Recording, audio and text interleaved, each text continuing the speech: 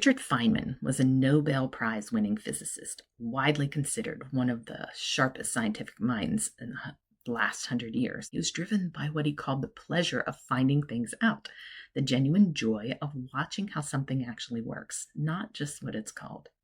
I think about that a lot when it comes to my own son.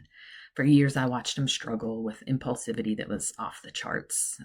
Not knowing what was wrong left me with this ache in the pit of my stomach. I searched for years for an environment where he could thrive. There was never a tidy label for it.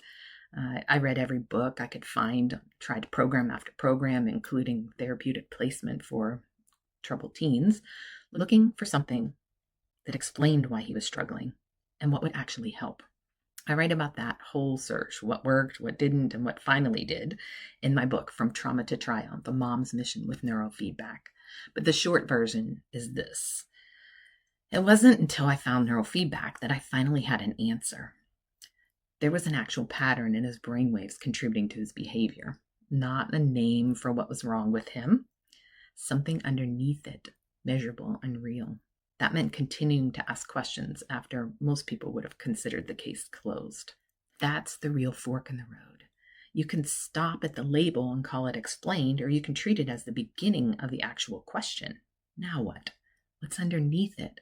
What would it take to help this specific person, this specific brain thrive?